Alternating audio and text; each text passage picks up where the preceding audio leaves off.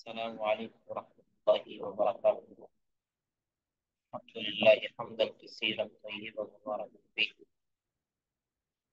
اللهم صل وسلم علی نبینا محمد وعلى آلہ وصحبہ وسلم تسلیما کثیرا۔ رب اشرح لي صدری ويسر لي امری واحلل عقدۃ من لسانی یفقهوا قولی۔ اللهم انفعنا بما علمتنا وعلمنا ما ينفعنا وزدنا علما۔ رب اشرح لي صدری ويسر لي امری واحلل عقدۃ من لسانی یفقهوا قولی۔ رب زدنی علما رب زدنی فہما۔ أعوذ بالله السميع العليم من الشيطان الرجيم من همزه ونفخه ونفثه، بسم الله الرحمن الرحيم۔ آیت نمبر 34 پڑھیے گا جی۔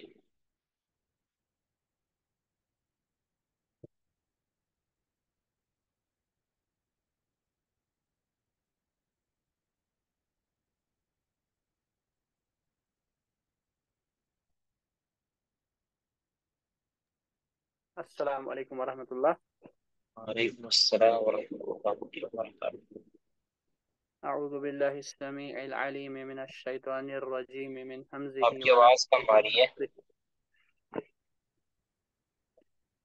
شیخ صاحب آواز آ رہی ہے؟ جی، اب آ رہی ہے جی، ماشاء اللہ۔ ان للمتقین عند ربهم جنات النعیم، بے شک تقوی والوں کے لیے ہی ہے ان کے رب کے ہاں نعمتوں والی جنتیں۔ جی پڑھیں آپ، کافی واضح ہے یہ تو۔ افنجعل المسلمین کالمجرمین، کیا پھر ہم مسلمانوں کو، فرما برداروں کو، مجرموں کی طرح، گناہگاروں کی طرح بنائیں گے؟ یعنی ہم نے قیامت کا دن رکھا ہی اس لیے ہے کہ دنیا کے اندر جو من مرضیاں کرنے والے اور جو رب مرضیاں کرنے والے، ان کے درمیان ہم فرق کر سکیں۔ تو یہ تو اللہ رب العزت کے انصاف کے خلاف ہے۔ یہ جو کہتے تھے نا کہ یہ جو کفار کہتے تھے کہ اگر دنیا کے اندر تو اللہ نے ہمیں نعمتیں دی ہی دی ہیں، اول تو کہتے ہیں کہ یہ دن آئے گا نہیں، اگر آ بھی گیا تو ہمیں اللہ تعالیٰ اس دنیا سے بہتر ہمیں جو ہے نا وہ نعمتیں دے گا۔ تو اللہ پھر فرماتے ہیں کہ یہ اللہ کا انصاف ہی نہیں ہے۔ اللہ تو ایسا نا انصافی، ایسا ظلم نہیں کرتا کہ مسلمانوں کو مجرموں کی طرح بنا دے۔ یہ مسلمانوں کا ادھر بھی، یعنی مسلمانوں کا آخرت تو اچھی ہے ہی ہے، تو کافروں کے لیے بھی آخرت اچھی بنا دے، ایسا تو اللہ نہیں کرے گا نا۔ جی، مالکم کیف تحکمون، تمہیں کیا ہو گیا ہے، کیسے فیصلے کر رہے ہو، کیسی باتیں کر رہے ہو؟ ٹھیک ہے جی۔ ام ام لکم کتاب فیہ تدرسون، یا تمہارے پاس کوئی کتاب ہے جس میں تم یہ سب پڑھتے ہو؟ ہاں جی، یعنی جو تم کہہ رہے ہو نا کہ آخرت تمہارا اچھا ہو جائے گا، آخرت اچھی ہو جائے گی یا قیامت آئے گی نہیں، تو اب تم نے کس کتاب میں یہ پڑھ رکھا ہے؟ ٹھیک ہے، کس کتاب میں تم نے پڑھ رکھا ہے کہ جس سے تم یہ فیصلے کر کر کے سنا رہے ہو؟ جی ان لکم فیہ لما تخیرون، کہ بے شک تمہارے لیے وہی کچھ ہے جو کچھ تم چاہو گے۔ ہاں، یعنی یہ جو تم کہتے ہو نا کہ تمہارے لیے وہی ہے جو تم اختیار کرو گے، پسند کرو گے، تو ایسا تو نہیں ہے۔ جی ام لکم ایمان علینا بالغۃ الی یوم القیامۃ ان لکم لما تحکمون، یا یہ ہے کہ تم نے ہم سے قسمیں لی ہے جو قیامت تک پختہ ہے کہ تمہارے لیے وہ کچھ ہوگا جو تم فیصلہ کرو گے۔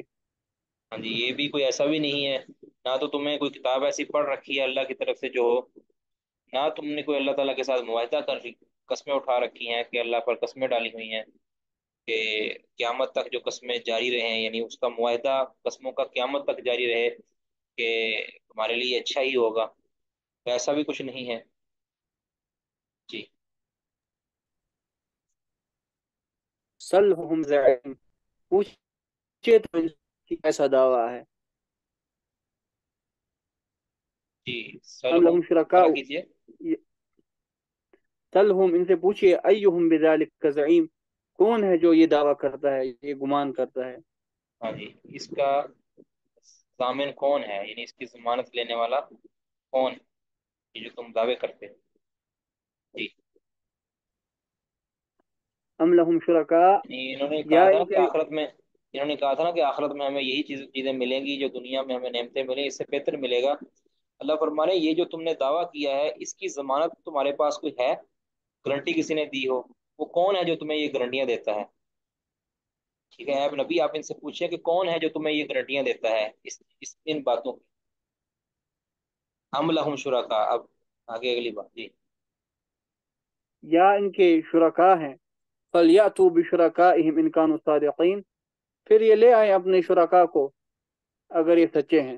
ہاں یعنی قیامت کے دن یا تو ان کو خود اللہ نے فیصلہ دے دیا ہے جو کہ نہیں ہے، یا ان کے شرکاء ایسے موجود ہیں کہ جو ان کو رب کے عذاب سے چھڑا لیں گے. تو اگر ایسا ان کے ذہن میں کچھ ہے بھی نا، وہ لے آئیں اپنے شرکاء کو، اگر یہ اپنے دعویٰ میں یا اپنے سوچ میں سچے ہیں کہ ایسا ہرگز نہیں ہوگا. جی. یوم یکشف عن ساق، اس دن جس دن پنڈلی سے کشف کیا جائے گا. وَيُدْعَوْنَ إِلَى السُّجُودِ فَلَا يَسْتَطِيعُونَ، اور ان کو سجدہ کی طرف بلایا جائے گا لیکن وہ پھر کر نہیں سکیں گے. ہاں قیامت کے دن یہ اللہ تعالیٰ اپنی پنڈلی سے کپڑا ہٹائے گا، پنڈلی کو ننگا کرے گا. یعنی ٹھیک ہے. یکشفو ربنا، حدیث میں آتا ہے نا، یکشف ربنا عن ساقہ، کہ اللہ تعالیٰ اپنی پنڈلی سے ہٹائے گا، کھولے گا پنڈلی کو. تو اس سے ثابت ہوا کہ اللہ رب العزت کی پنڈلی ہے، کما یلیق بجلالہ. اس کے متعلق ہم کیفیت نہیں بیان کر سکتے. اللہ کی پنڈلی ہے، کیسی ہے، اللہ کے علم میں ہے. تو یہی اس کی درست تعبیر ہے کہ اللہ تعالیٰ پنڈلی کھولے گا. دراصل حدیث میں آتا ہے نا صحیح بخاری کی، کہ قیامت کے دن جو جس کی عبادت اور پوجا کرتا رہا ہوگا نا دنیا میں، قیامت کے دن وہ اسی کی پرستش کے لیے چلا جائے گا. ٹھیک ہے. اسی کے پیچھے پیچھے چلا جائے گا، اور پیچھے صرف صرف مسلمان رہ جائیں گے. ٹھیک ہے. یعنی جتنا بتوں والے جو بتوں کے پاس چلے جائیں گے، اور دیگر جو جس کو پوجتا تھا نا جو اس کے پاس چلا جائے گا، اس کے پیچھے پیچھے ہوگا. لیکن فقط جو اللہ رب العزت کے عبادت گزار تھے وہ رہ جائیں گے.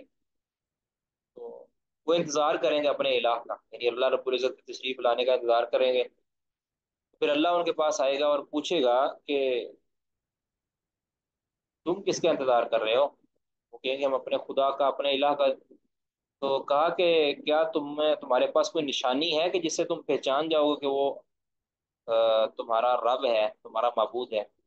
تو وہ کہیں گے کہ ہاں، وہ اپنی پنڈلی سے ہمارا رب ہمیں خبر دے دی گئی ہے.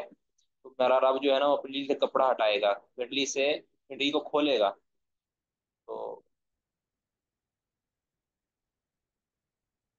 اللہ تعالیٰ پھر اپنی پنڈلی کو کھولے گا، تو وہ سجدے میں گر جائیں گے اللہ تعالیٰ کے لیے. اب یہ جو ہے نا یدعون الی السجود فلا یستطیعون، اب ان کو بھی بلایا جائے گا. اب یہ تو مومن کر لیں گے نا سجدہ اللہ کو، لیکن ان کو بھی بلایا جائے گا کہ جس دن پنڈلی کو کھولا جائے گا تو ان کو بھی بلایا جائے گا، کفار کو، فساق کو، مجرموں کو. لیکن وہ ان کو ان کے لیے جو ہے نا ان کے بس میں ہوگا ہی نہیں کہ وہ سجدہ کر سکتے. فلا یستطیعون، وہ سجدہ کرنا بھی چاہیں گے لیکن سجدہ نہیں کر پائیں گے، کیونکہ دنیا میں وہ اللہ تعالیٰ کو سجدہ نہیں کرتے تھے، اللہ رب العزت کی عبادت نہیں کرتے تھے. تو یہ علامت ہوگی ان کے ذلیل و رسوا ہونے کی کہ وہ سجدہ نہیں کر پائیں گے. اور اس حال میں کہ خاشیاتن ابصارہم ترہقہم ذلہ، اس حال میں کہ ان کی آنکھیں جھکی ہوئی ہوں گی، ان کی آنکھیں جھکی ہوئی ہوں گی، اور ان پر ذلت چھائی ہوئی ہوگی. ترہقہم ذلہ، رسوائی اور ذلت ان پر ڈیرے ڈالے ہوئی ہوگی. ٹھیک ہے. نہیں سجدہ کر پائیں گے. اللہ فرماتے ہیں وَقَدْ كَانُوا يُدْعَوْنَ إِلَى السُّجُودِ وَهُمْ سَالِمُونَ، کہ جب یہ صحیح سلامت تھے دنیا میں، انہیں سجدے کی طرف بلایا جاتا تھا لیکن یہ سجدہ کے لیے نہیں آئے تھے. تو آج اللہ تعالیٰ ان کو سجدہ کرنے ہی نہیں دے گا. ان کی یہی ذلت ہے، یہی رسوائی ہے کہ جو اللہ کے پسندیدہ اور منتخب بندے ہیں، جو اللہ کے مومن ہیں، وہ تو اللہ کے حضور سر مسجود ہو جائیں گے، لیکن یہ کفار و مشرکین یہ سجدہ نہیں کر پائیں گے باوجود اس کے کہ چاہنے کے. تو اس وجہ یہ ہے کہ قیامت کے دنیا کے اندر یہ سجدہ نہیں کرتے تھے. آج اللہ تعالیٰ نے ان کو ذلت و رسوائی کا سامنا کروایا ہے کہ وہ سجدہ کرنا چاہنے کے باوجود نہیں کر پائیں گے. جی.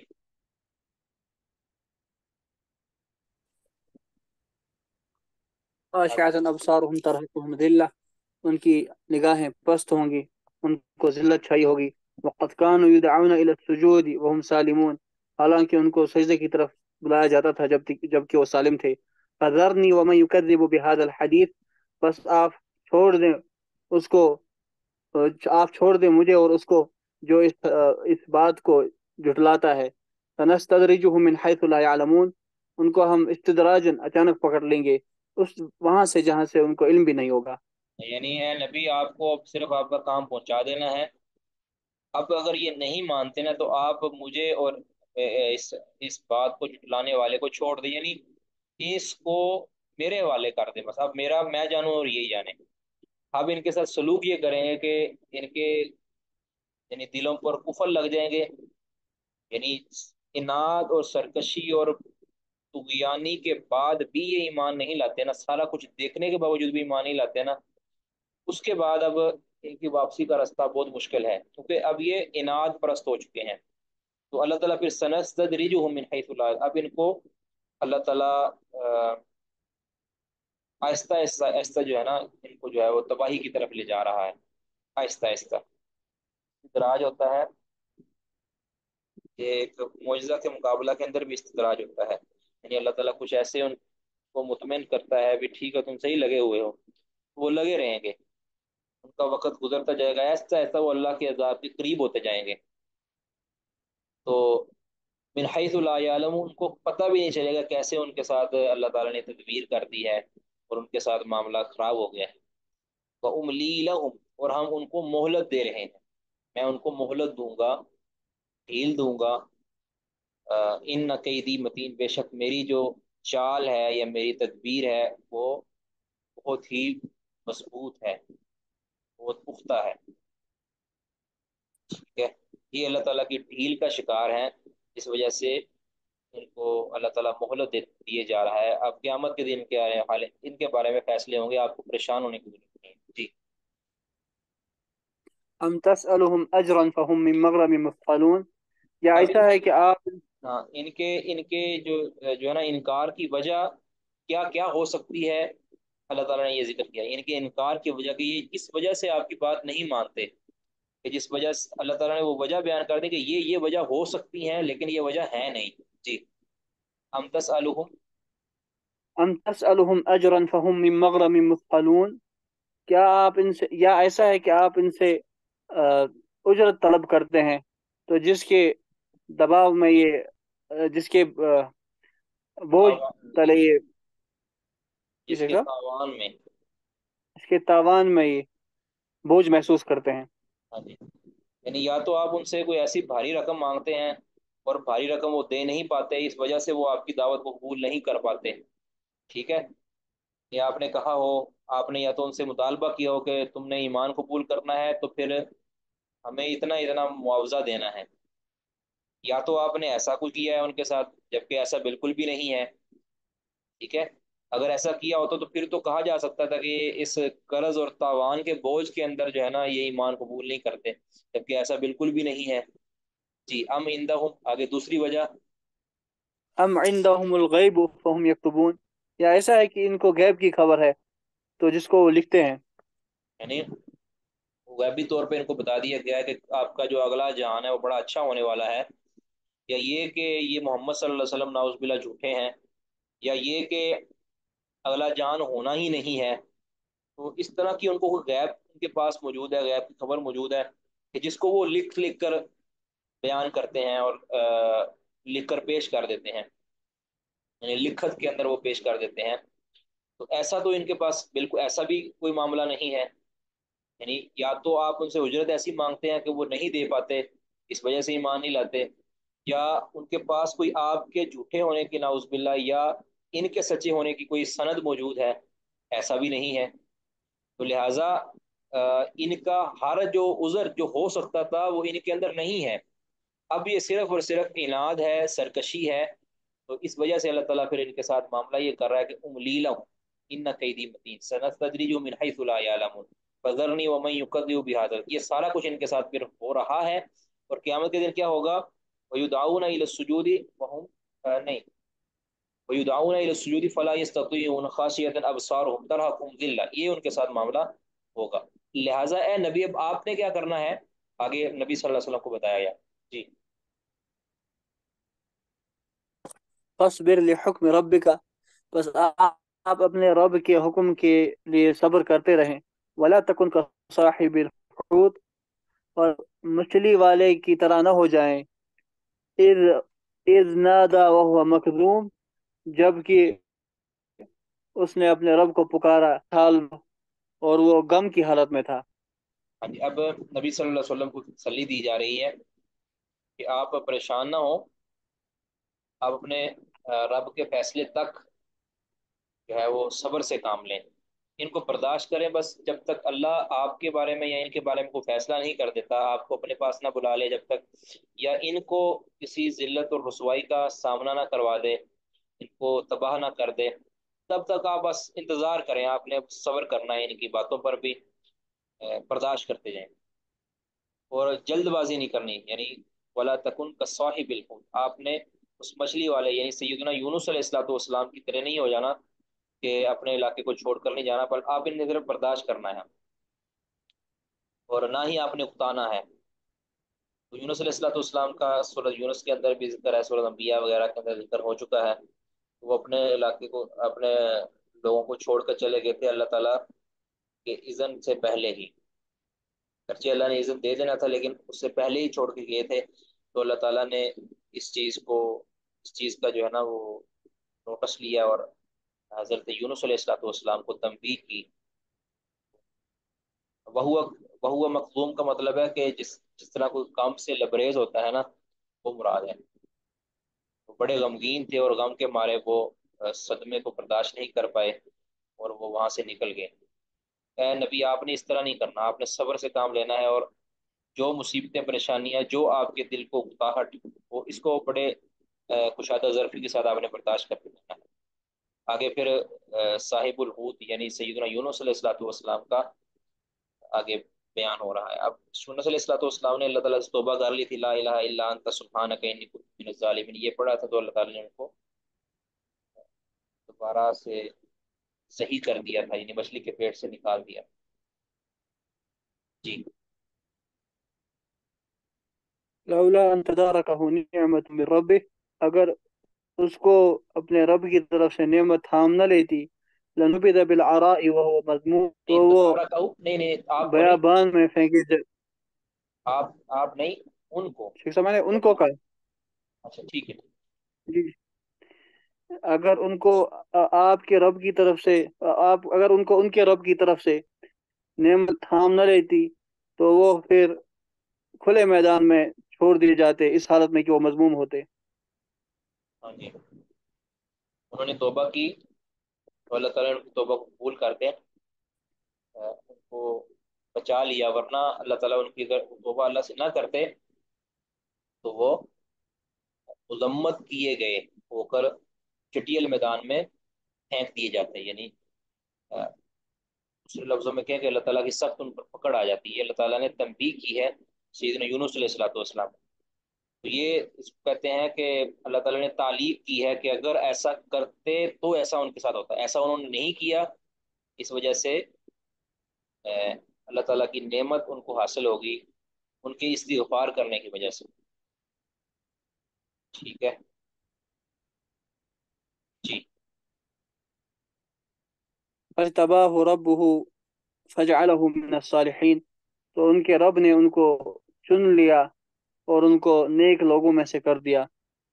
یعنی اب دیکھیں کہ پہلے اللہ کے پیغمبر پہلے بھی پیغمبر تھے لیکن انہوں نے توبہ ایسی کی ہے. تو یہ اللہ تعالیٰ کا اصول ہے کہ جب بھی کسی پیغمبر سے خطا ہوئی ہے، ٹھیک ہے، اللہ تعالیٰ نے اس نبی نے توبہ کی ہے سچے دل سے، تو اللہ نے اس نبی کو درجہ پہلے سے زیادہ کر دیا ہے. یہ نہیں ہے کہ اس کا درجہ کم کر دیا ہے توبہ کرنے کے بعد بھی، اللہ نے اس نبی کا درجہ پہلے سے زیادہ کر دیا. فجعلہ من الصالحین، اللہ نے ان کو صالحین میں سے کر دیا. تو یہ ان کا مرتبہ اللہ تعالیٰ نے مزید بڑھا دیا ہے. ٹھیک ہے جی. وَإِن يَكَادُ الَّذِينَ كَفَرُوا لَيُزْلِقُونَكَ بِأَبْصَارِهِمْ، اور قریب ہے کہ یہ کفار آپ کو زمین پہ گرا دیں اپنی نگاہوں سے. لما سمعوا الذکر، جب وہ ذکر یعنی قرآن کو سنتے ہیں. وَيَقُولُونَ إِنَّهُ لَمَجْنُونَ، اور یہ کہتے ہیں کہ یہ تو مجنون ہے. اچھا، اب اس کے یہ بھی کہا جاتا ہے کہ وہ نبی صلی اللہ علیہ وسلم کو نظر لگانے کے لیے آپ کی طرف آنکھیں، اپنی آنکھوں سے آپ کو نظر لگا دیں اور آپ کو گور کر دیکھیں. اور یہ بھی ایک تعبیر یہ کی گئی ہے کہ یہاں نظر کی جو حقانیت ہے وہ ثابت ہوتی ہے. کیا اس طرح نبی صلی اللہ علیہ وسلم نے فرمایا ان العین حق، ان العین حق، کہ نظر پر حق ہے. تو بات تو یہ کہتے ہیں کہ وہ آپ کو نظر لگانا چاہتے ہیں جب ذکر سنتے ہیں، لیکن درست اور راجح یہ بھی ہو سکتی ہے، احتمال اس کا ہے.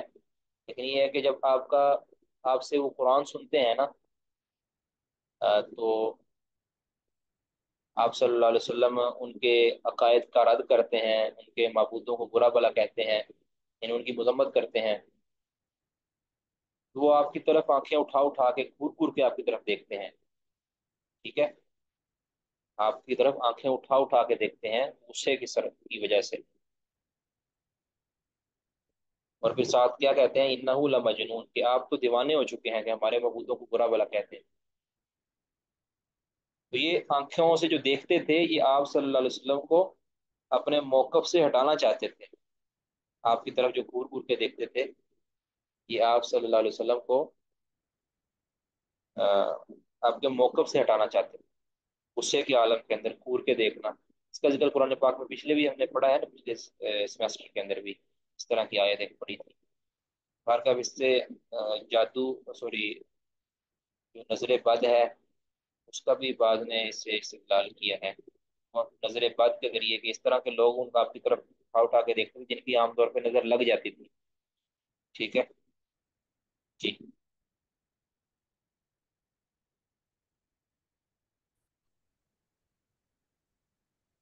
وما هو الا ذکر للعالمین، اور نہیں ہے یہ سوائے تمام جہانوں کے لیے نصیحت. یہ قرآن پاک صرف اور صرف سراپا نصیحت ہے، اس کے علاوہ کچھ بھی نہیں ہے. جس کو یہ دیوانہ پن قرار دیتے ہیں. یہ صورت قلم کا اختتام ہوا. کسی کا کوئی اس میں سوال ہے تو وہ کر سکتے ہیں.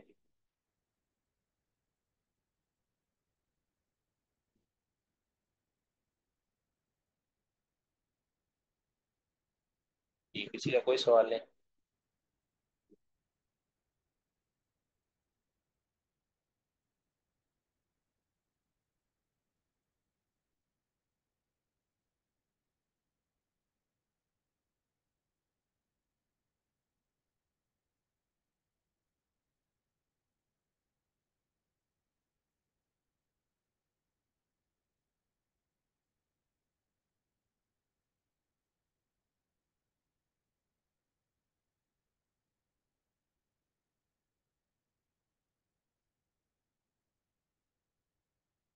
الفصل الثانی من الباب الثانی من الجملة الثانیہ فی الاقامہ. اقامت کے بارے میں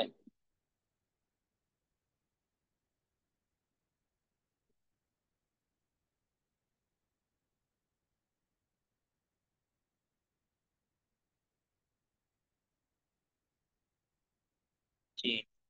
اختلفوا فی الاقامت فی موضعین.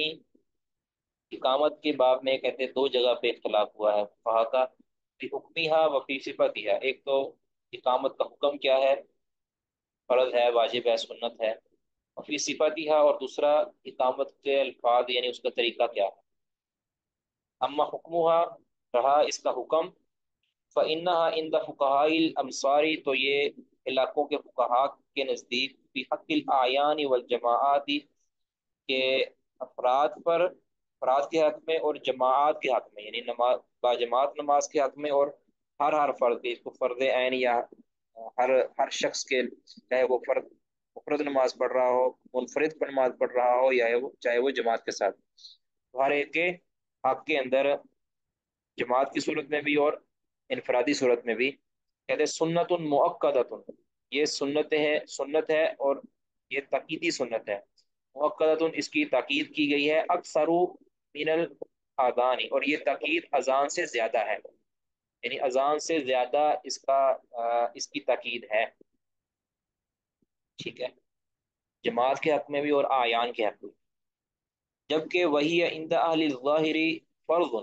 اہل ظاہر کے نزدیک یہ تکبیر فرض ہے، کہتے ولا ادری، آگے میں نہیں جانتا کہ حل ہی فرض عندهم علی الاطلاق، کہ کیا یہ ان کے نزدیک مطلقاً فرض ہے، یعنی تکبیر کہنا فرض ہے، یا او فرض من فروض الصلاۃ، یا کہ یہ نماز کے فرائض میں سے ہے، کہ نماز کے ساتھ متعلقہ فرض ہے، یا کہ یہ اس کا حکم الگ سے ہے، الگ فرض ہے، اس کا تعلق نماز کے ساتھ نہیں ہے بلکہ الگ مستقل ایک فرض ہے، یا کہ اس کا تعلق نماز کے فرائض میں سے ہے۔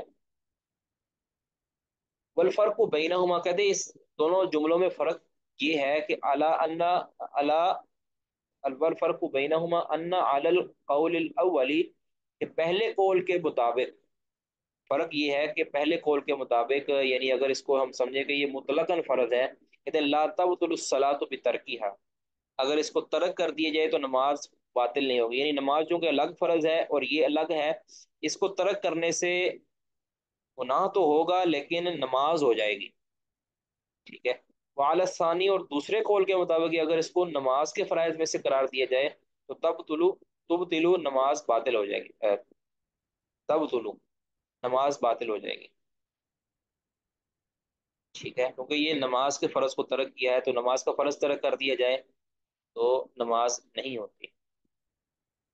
وقال ابن کنانہ، ابن کنانہ کہتے ہیں من اصحاب مالک، اصحاب مالک میں سے، کہ من ترکہ عامدن، جس نے جان بوجھ کے تکبیر کو ترک کیا، اقامت کو ترک کیا، تو باطلت صلاتہ، اس کی نماز باطل ہو جاتی، وساو هذا الخلاف، اختلاف بھی ان اختلاف کا سبب، اس اختلاف کا سبب اختلافہم، کہا کا یہ اختلاف ہے کہ حل ہی من الافعال التي، کیا اقامت ان افعال میں سے ہے التي وردت بیانا لمجمل الامر بالصلاۃ، کہ جو وارد ہوا ہے، ان جو وارد ہوئے ہیں بیانا لمجمل الامر بالصلاۃ، نماز کے متعلق حکم کے مجمل کو بیان کرنے کے لیے، یعنی جو مجمل طور پر حکم دیا گیا نا نماز کا، تو کیا اس مجمل کی تفصیل یا اس مجمل کا کی وضاحت کے لیے جو افعال وارد ہوئے ہیں، کیا یہ ان میں سے ہے یا نہیں، ٹھیک ہے؟ اگر تو ان میں سے ہے، حل ہی من الافعال التي وردت بیانا لمجمل الامر بالصلاۃ، تو نماز کو پڑھنے کا حکم اجمالی دیا گیا ہے، یعنی تو اس کی جو تفصیل افعال کی صورت میں آئی ہے، کیا ان افعال میں سے ہے یہ، اگر ان میں ہے تو فیحمل علی الوجوب، تو اس کو محمول کیا جائے گا وجوب پر، کیونکہ نبی صلی اللہ علیہ وسلم نے فرمایا نا صلو کما رأیتمونی اصلی، اسی طرح نماز پڑھو جس طرح مجھے پڑھتے دیکھا ہے، تو جو اب یہ حکم جو ہے نا سلو والا، اب نبی صلی اللہ علیہ وسلم نے اس کی تفصیل جس طرح بیان کی فرمائی ہے کہ آپ صلی اللہ علیہ وسلم جس طرح کس طرح نماز پڑھتے تھے، جو وہ طریقے ہیں، ان طریقوں کو اگر اس سلو کا امر کا بیان سمجھا جائے تو کہتے ہیں اس صورت کے اندر تو یہ پھر واجب ہو جائے گی، ویحمل علی الوجوب، تو یہ معمول ہوگا وجوب پر، لقولی ہی صلی اللہ علیہ وسلم کو، نبی صلی اللہ علیہ وسلم کا فرمان علی شان ہے، صلو کما رأیتمونی اصلی، اسی طرح نماز پڑھو جس طرح مجھے پڑھتے دیکھا ہوں، یا تو یہ کہتے ہیں کہ ان افعال میں سے ہوگا، ام ہیا، یا وہ من الافعال التی، یا یہ ان افعال میں سے ہے تحمل علی الندبی، جو کہ ندب پر یعنی مندوب ہے، جو استحباب پر دلالت کرتے ہیں، ٹھیک ہے، یہ اختلاف ہے ان کے درمیان، کیا یہ ان افعال میں سے ہے کہ جو امر یعنی نماز کے حکم کے اجمالی حکم کے بیان کے لیے آیا ہے، اگر ایسا ہے تو پھر تو یہ معمول ہوگا وجوب پر، یا کہ یہ ان افعال میں سے ہے کہ جس کو استحباب پر معمول کیا گیا، یہ اختلاف ہے، تو جس نے اس کو استحباب پر معمول ہونے والے افعال پر کہا اس نے سنت موقدہ کہہ دی، اور جس نے اس کو مجمل امر کے بیان کے طور پر لیا اس نے اس کو واجب اور فرض کہہ دیا، کہتے ہیں وظاہر حدیث مالک بن الحویرث، مالک بن حویرث کی حدیث کا جو ظاہر ہے، یوجب، وہ واجب کرتا ہے، اس کا تقاضا ہے کہ کونہا فرضاً، اس کے فرض ہونے کا، یہ فرض کو کرتا ہے کرتی ہے وہ حدیث حدیث مالک بن حویرث کی، جو ظاہراً حدیث ہے وہ اس کو فرض کرتی، اما فی الجماعت، یا تو جو کیا حدیث ہے وہ سلو کما رأیتمونی اصلی، وہ والی حدیث کہتے ہیں یوجب کونہا فرضاً، واجب کرتی ہے اس کا فرض ہونے کو، اما فی الجماعت، یا تو جماعت کے ساتھ نماز پڑھنے کی صورت میں تکبیر اقامت کہنا واجب ہے، و اما علی المنفرد، یا کہ منفرد ہر بندہ جو اکیلا نماز پڑھے تب بھی اس کے لیے تکبیر کہنا واجب ہے، یہ الگ کہتے ہیں مسئلہ ہے، سمجھ آ گئی؟ تو درست اور صحیح بات یہ ہے کہ تکبیر بہرحال کہنا منفرد اور منفرد اور جماعت کی صورت میں تکبیر کہنا سنت ہے، لیکن اس کی تاکید جماعت کی صورت میں زیادہ ہو جاتی ہے، یعنی آکد ہے یہ جماعت کی صورت کے اندر، لیکن انفرادی طور پر اگر وہ کہتا ہے تو یہ مستحب ہے، جائز ہے، ٹھیک ہے؟ اگر اس کو نہیں کہتا تو کوئی حرج والی بات نہیں ہے، لیکن اگر جان بوجھ کے اس میں جماعت کی صورت میں جان بوجھ کے ترک کرتا ہے تو نماز تو ہو جائے گی، لیکن وہ سخت وہ سنت کا تارک شمار کیا جائے گا۔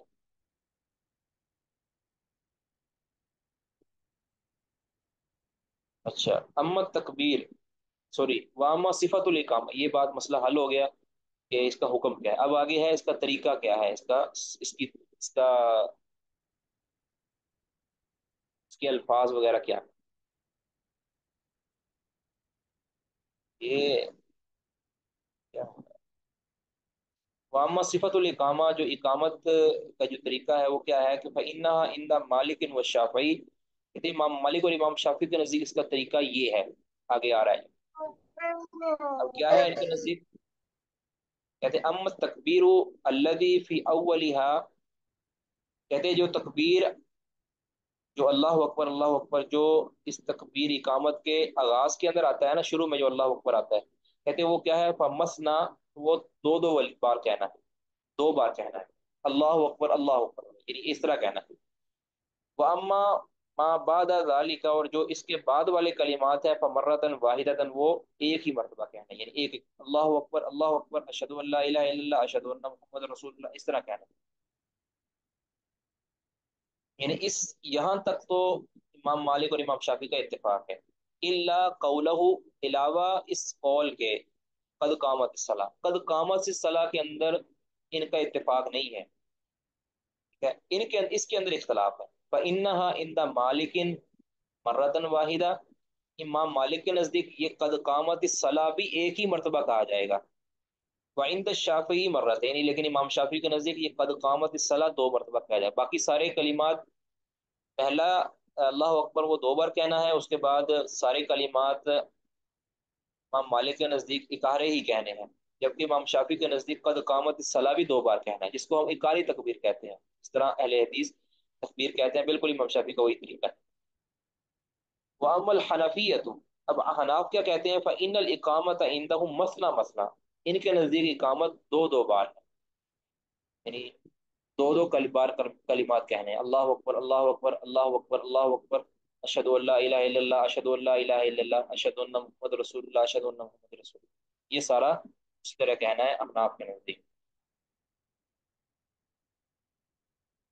وہ کہتے ہیں وہ خبر احمد ابن حنبل، احمد بن حنبل رحمہ اللہ کی جو خبر ہے، بین الافراد و تثنیتی، مفرد یعنی اکاری تکبیر کے بارے میں، اور جو دوہری تکبیر یعنی دو دو بار کلمہ کہنے کے بارے میں، وہی ہے اعلی رأیہ فی التخییر فی النداء، کہ اسی رائے کے مطابق ہے کہ جو انہوں نے اذان کے اندر اختیار دیا ہے، یعنی اذان کے اندر بھی وہ کیا کہتے ہیں کہ اگر کوئی چاہے تو اذان کو کہرا کہہ لے، چاہے تو اذان کو دوہرا کہہ لے، یعنی دونوں ان کے نزدیک جائز ہے، تو جب ان کے نزدیک دونوں جائز ہیں تو پھر ان کے نزدیک یہ تکبیر کے اندر بھی دونوں جائز ہے، یعنی مفرد بھی کہا جا سکتا ہے کلمات کو، اور ثنا تثنیہ بھی کہا جا سکتا ہے، ٹھیک ہے؟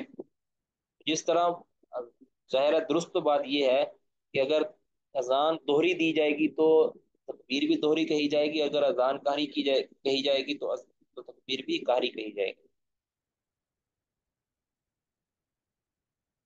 خبر احمد بن حنبل، احمد بن حنبل کی خبر بین الافراد و تثنیتی، اقامت کے کلمات کے اکہرا کہنے اور دوہرا کہنے کے بارے میں، اللہ رائی اسی رائے کے مطابق ہے، تخیر بالادائی جو انہوں نے اختیار دیا ہے، جو انہوں نے پسند کیا ہے ندا کے اندر، اذان۔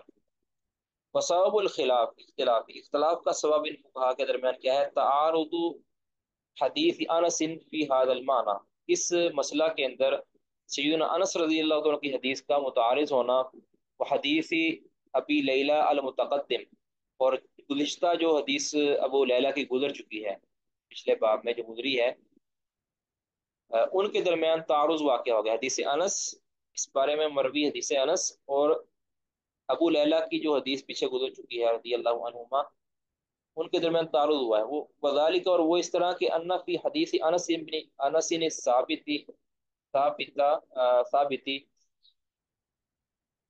کہتے ہیں کہ انس رضی اللہ عنہ کی جو ثابت حدیث ہے اس میں یہ ہے کہ امر بلال ان یشفع الاذان، بلال کو حکم دیا گیا کہ وہ اذان کو دوہرے کلمات کے ساتھ کہے، ویفرد الاقامہ، اور اقامت کو اکہرے کلمات کے ساتھ کہے، یعنی اذان کو دو دو کلمات اس میں ہونے چاہیے، اور اذان میں اقامت کے اندر اکارے اکارے، ٹھیک ہے؟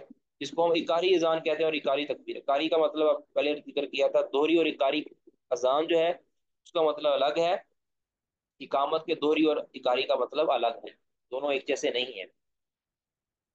دوہری اذان کا مطلب ذکر ہوا پہلے کہ آپ نے اللہ اکبر اللہ اکبر اللہ اکبر اللہ اکبر اشہد ان لا الہ الا اللہ اشہد ان لا الہ الا اللہ اشہد ان محمد رسول اللہ اشہد ان محمد رسول اللہ، پھر واپس آنا ہے اشہد ان لا الہ الا اللہ اشہد ان لا الہ الا اللہ اشہد ان محمد رسول اللہ اشہد ان محمد رسول اللہ، آگے حی علی الصلاۃ حی علی الفلاح، آگے باقی سارا اسی طرح ہی۔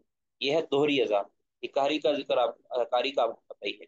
جب یہ دوہری اذان دینی ہے تو پھر تکبیر بھی دوہری کہنی ہے۔ دوہری تکبیر کا مطلب کیا ہے؟ اللہ اکبر اللہ اکبر اللہ اکبر اللہ اکبر اشہد ان لا الہ الا اللہ اشہد ان لا الہ الا اللہ اشہد ان محمد رسول اللہ اشہد ان محمد رسول اللہ، حی علی الصلاۃ حی علی حی علی الصلاۃ حی علی الفلاح حی علی الفلاح قد قامت الصلاۃ قد قامت الصلاۃ اللہ اکبر اللہ اکبر لا الہ۔ یہ ہے دوہری تکبیر۔ اور اکاری اذان اس طرح ہم دیتے ہیں عام، اور اکاری تکبیر جس طرح ہم کہتے ہیں عام، اللہ اکبر اشہد ان لا الہ الا اللہ اشہد ان محمد رسول اللہ حی علی الصلاۃ حی علی الفلاح قد قامت الصلاۃ قد قامت الصلاۃ اللہ اکبر لا الہ الا اللہ، یہ اکاری اقامت ہے۔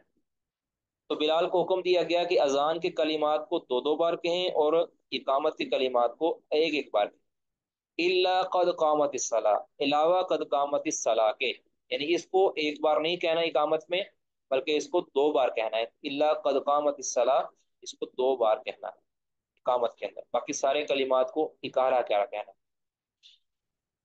کہتے وہ فی حدیث ابی لیلہ، ابو لیلہ کی جو حدیث ہے جو کہ ضعیف ہے، پیچھے بیان بھی کر دیا تفصیل کے ساتھ، کہ انہو صلی اللہ علیہ وسلم، کہ آپ صلی اللہ علیہ وسلم نے امر بلال، بلال کو حکم دیا، فاذن مثنا، انہوں نے اذان کے کلمات کو دو دو بار کہا، و اقام مثنا، اور اقامت کے کلمات کو بھی دو دو بار کہا، تو جس طرح احناف کہتے ہیں، جبکہ یہ روایت بالکل سرے سے ثابت نہیں ہے۔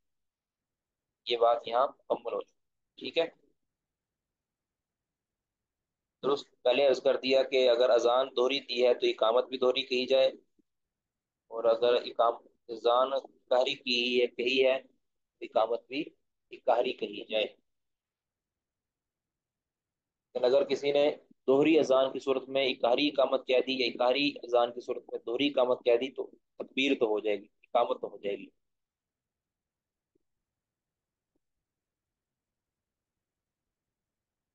اگلی بات، والجمہور، جمہور کا موقف یہ ہے کہ انہ لیس علی النساء اذان ولا اقامہ، کہ عورتوں پر نہ اذان ہے اور نہ ہی اقامت ہے، جمہور کا یہی مذہب ہے۔ قال مالک، لیکن امام مالک کیا کہتے ہیں؟ ان اقمنا حسن، اگر وہ اقامت کہہ لیں تو یہ درست اچھا ہے، اگر وہ نماز سے پہلے اقامت کہہ لیں چاہے منفرد ہی کیوں نہ ہو تو یہ اچھا ہے۔ وقال الشافعی، امام شافعی کیا فرماتے ہیں؟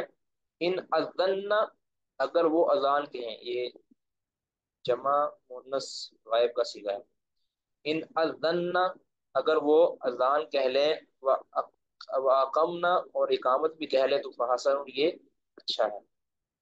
وقال اسحاق، اسحاق بن راہوے کہتے ہیں ان علیہن الاذان والاقامۃ، کہ عورتوں پر بھی اذان اور اقامت لازم ہے. ٹھیک ہے؟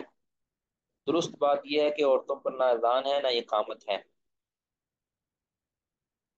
نہ اذان ہے نہ اقامت ہے، لیکن اگر وہ جماعت کے ساتھ اکیلی عورتیں نماز پڑھ رہی ہیں، کوئی عورت ان کو نماز پڑھا رہی ہے، تو وہ تکبیر کہیں گی. یہی درست معلوم ہوتا ہے، واللہ اعلم. تو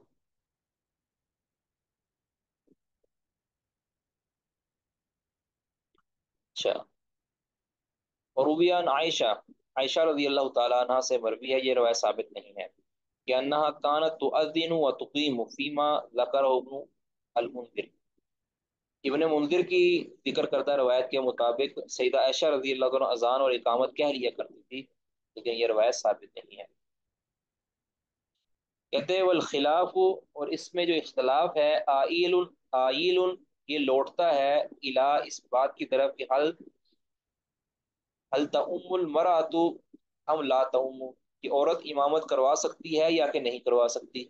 اختلاف اسی طرف لوٹتا ہے کہ عورت اگر امامت کروا سکتی ہے تو وہ اقامت بھی کہہ سکتی ہے، اذان بھی کہہ سکتی ہے، اور اگر عورت امامت نہیں کروا سکتی تو پھر اذان بھی نہیں کہہ سکتی اور اقامت بھی نہیں کہہ سکتی.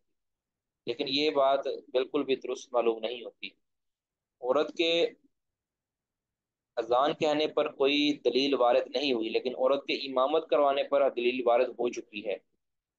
پھر ایک کو دوسرے پر قیاس کرنا یہ درست نہیں ہے. کہ اذان جو ہوتی ہے یہ اعلان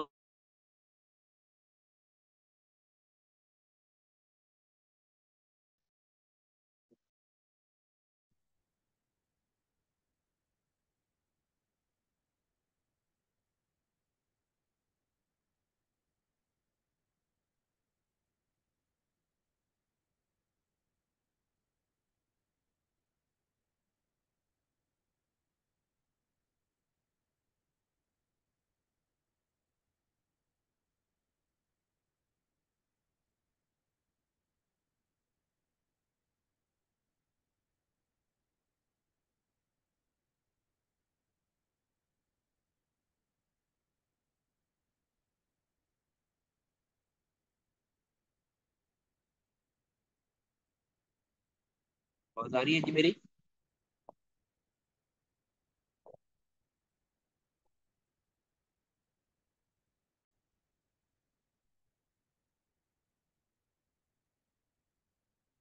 جی. والخلاف آئل، خلاف اس طرف لوٹتا ہے الا ال تؤم المرأۃ ام لا تؤم، کہ عورت امامت کروا سکتی ہے یا نہیں کروا سکتی، جبکہ یہ بنیاد درست نہیں ہے. اقامت کی حد تک تو درست ہے کہ اقامت عورت کہہ سکتے ہو کہ اس کے اندر صرف ان عورتوں کو بلانا مقصود ہوتا ہے، لیکن یہ اس صورت میں جب اور امامت اور مقتدی ساری عورتیں ہوں. جب امام اور مقتدی ساری عورتیں ہوں تو اقامت ظاہر ہے وہ تو کہنی ہے. لیکن اذان کے بارے میں اس کو قیاس نہیں کیا جا سکتا کہ اذان ہوتی ہے سریعام دینے کے بارے میں دی جاتی ہے، تو دوسروں کو بھی بلایا جاتا ہے، تو یہ وظیفہ عورت کا نہیں ہے، یہ مرد کا وظیفہ ہے. تو اگر کہیں اس علاقے میں اذان ہوئی نہیں ہے تو اس کی بعد اہل علم نے اجازت دی ہے کہ وہ اپنے گھر کے اندر جہاں وہ نماز پڑھنا چاہتی ہیں، صرف عورتیں ہی ہیں، مرد نہیں ہیں وہاں کوئی بھی موجود، وہ اذان کہہ کے بلا سکتی ہیں باقی عورتوں کو، اگر اس علاقے میں اذان نہیں کہی گئی. تو وکیل، اور یہ بھی کہا گیا کہ الاصل انہا فی مان الرجل فی کل عبادہ، کہ اصل تو یہ ہے کہ عورت بھی مرد ہی کی طرح ہے ہر عبادت میں. عبادت کے ہر معاملے کے اندر جو مرد کا حکم ہے وہی عورت کا حکم. اللہ، علاوہ اس کے کہ ان یقوم الدلیل ولا تخصیصی ہے، کہ اگر کسی معاملے میں عورت کی خصوصیت کی دلیل آ جائے کہ عورت کو خاص کر دیا جائے کہ یہ عبادت اس کے لیے نہیں ہے، تو کہتے درست ہوگا. باقی ہر معاملے کے اندر، ہر عبادت کے اندر عورت اور مرد ایک جیسے. بات تو درست ہے، لیکن چونکہ ایک وظیفہ جو ہوتا ہے، یعنی وہ چونکہ مرد کے ساتھ خاص ہو گیا اذان کا، پھر اس کو مرد کے ساتھ ہی، جب عورت کے لیے یہ اذان کا ذکر نہیں ملتا تو پھر عورت اذان نہیں کہے گی۔ ہاں اگر وہ ذکر کے طور پر اذان کہتی ہے اور لوگوں کو اکٹھا کرنے کی بجائے گھر میں موجود افراد اور کہیں اذان کہیں نہیں گئی، تو اس سنت کو زندہ کرنے کے لیے اگر عورت اذان کہہ دیتی ہے تو کوئی حرج نہیں ہے انشاءاللہ۔ کہتا ہے، او ام فی بعضها،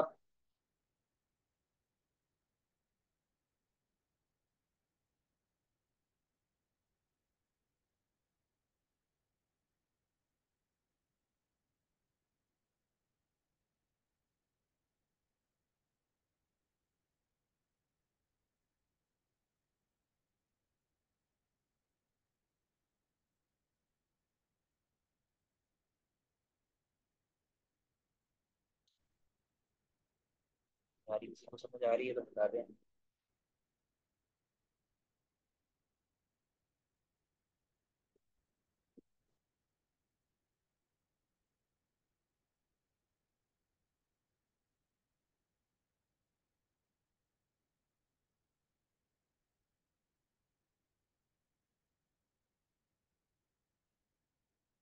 کہ ایک یہ مجھے یہ اوپر جو ہے نا خبر احمد شروع والے الفاظ، یہ خبر نہیں ہے، یہ ہے خیرہ۔ یہ دوسرے نسخے میں نے دیکھا ہے تو یہ خیرہ ہے، خیرہ احمد بن حنبل، احمد بن حنبل نے اختیار دیا ہے بین الافراد و تثنیتی، اقامت کے مفرد کہنے میں اور تثنیہ کہنے میں بات وہی ہے، لیکن صرف یہ خیرہ کا لفظ یہ سمجھ ہے۔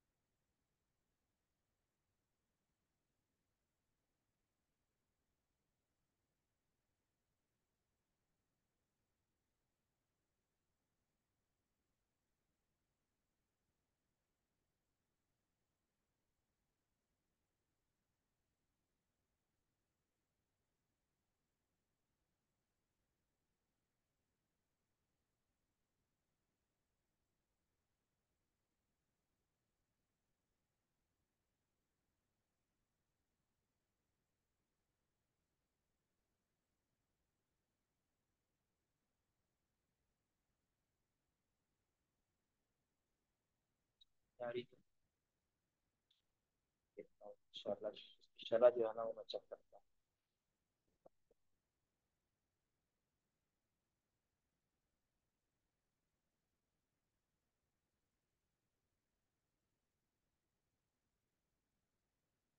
جی اس کا مطلب ہے جی اللہ حکومت دلیل والا تخصیصیہ ام فی بعضها، یا وہ عورت بعض عبادات میں مرد جیسی ہوگی، کذالک یا کذالک یعنی وہ مرد ہی کی طرح ہوگی بعض عبادات میں، یا تو ہے کہ تمام عبادات میں وہ مرد کی طرح ہوگی علاوہ کہ کسی چیز پر کے اوپر دلیل آ جائے کہ یہ عورت کے لیے خاص ہے، اس استثناء ہے عورت کے لیے، یا کہتے ہیں یا یہ ہے کہ فی بعضها ہی کذالک، کہ بعض معاملات میں تو یہ بالکل مرد ہی کی طرح ہے کہ ہر عبادت کے اندر بعض عبادات کے اندر یہ مرد کی طرح ہے، وفی بعضها یطلب الدلیل، اور بعض معاملات کے اندر دلیل کو طلب کیا جائے گا کہ یہ مرد کی طرح نہیں ہے، بلکہ اگر اس کو مرد کی طرح قرار دینا ہے تو اس کے لیے دلیل چاہیے۔ ٹھیک ہے، اب اس کے اندر جو کہتے ہیں اختلاف ہے کہ یا تو اس کو مطلقاً مرد کی طرح قرار دیا جائے، اسی وقت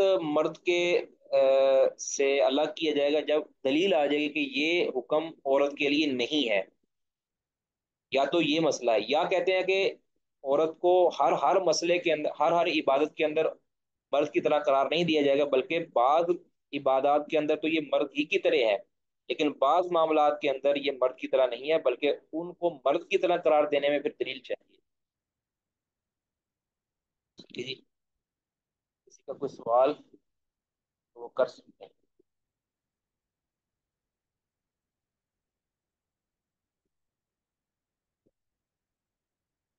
ٹھیک ہے جی، سبحانک اللہم و بحمدک اشہد ان لا الہ الا انت۔ جی جی جی، سوال کریں سوال کریں۔